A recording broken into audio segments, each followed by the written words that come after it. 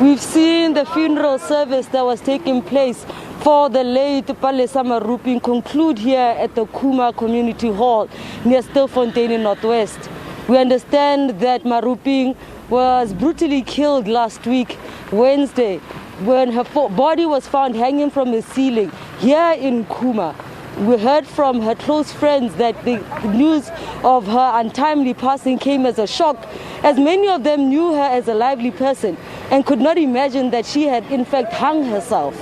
They've explained to us there that they've wanted to understand who would take such a brutal act, given that Palesa was a mother to a young girl who still needed her to give her some guidance and protect her for a while. We have seen the procession that is leaving now here behind us is heading to the cemetery where Palesa will be laid to rest and at a final resting place. But for more understanding on how these news arrived at her friends, we're joined by one of her friends, Stilfontein. Thank you very much for speaking to us. You know, you explained to us that hearing news that Palesa was found hanging, that brought confusion because she was not a suicidal person. Yes. It came as a shock because of I know Chomiaka Nankasu resources Mashayalo. Aratangwana Hake. Gifuno to Kilocom 17, good love Hutata, Kutaro Chomiaka, we can Gilemar.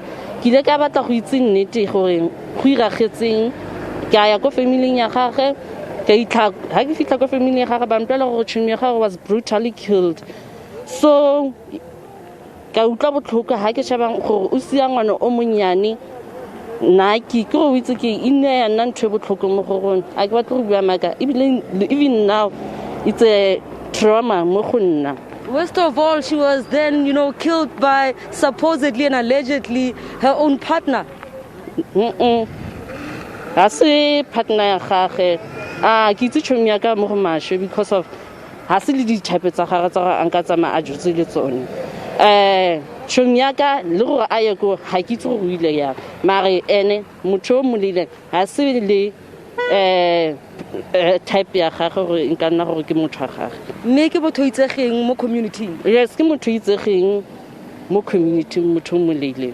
Thank you, Tshireletso, setting the record straight there for us, explaining that among the two accused who were arrested for the murder of Palesa was supposedly one of them was a boyfriend. But she's saying that that is not true at all, that these gentlemen were not even the type of people that Palesa would have acquainted with, nor even spent any time with. And it is shocking that she ended up going or being found dead in their own place. But for more context on the extent of gender-based violence in Khuma and drug abuse's influence, I'm joined by the local CPF member.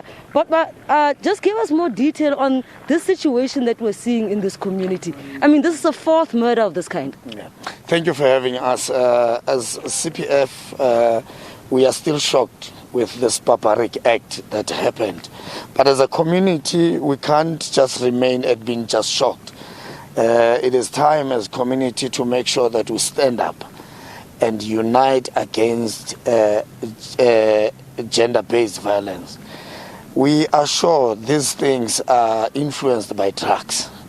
And as a community, we are united to make sure that we root out this element of drugs and these business people that they are calling themselves business people. So we request community members, from street to street. When we were growing up, there were things that were called street committees, where they could handle every situation that appears on the street, So we request the community to unite and make sure that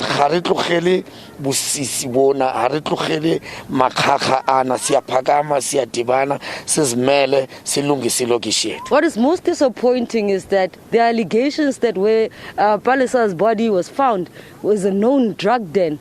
Is that true? We are sure that as the friend, the latter speaker said, Palesa, where she was found, it's not a style.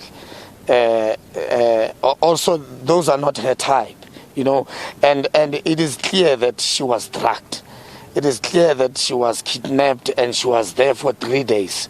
she was raped and all that, you know. So for now we have 2 suspects that are arrested, and we want to make sure and make a plea to the justice system that they must not fail us. Those guys don't deserve to be outside jail. We want to make sure that they rot in jail, and Palesa must have her justice. Thank you very much for your time. Some pointed statements coming from the Community Policing Forum there, that enough is enough, and then justice must be seen to be done for the sake of Palesa's memory. But let's get more of an understanding from the Taxi Association. We have got a gentleman who spoke quite pointedly in the service that it is time that the Taxi Association sees itself first as community members and not just people who work for the fair. And he says it will begin with them to end the scourge of GBV. Tata siyabulela. Sicela ukuthi nithini ni ama taxi operator ngale ukufa kwabafazi because of men. Sesiqalile ngoku ukungenelela singabantu beTaxi. iTaxi industry sifuna uma ingenelele kulento eyenzekayo ngoba nathi before siba yiTaxi industry siqale siyicommunity. Ngoku sifuna ubonisa inkxaso ingakumbi kwinyanga yomama.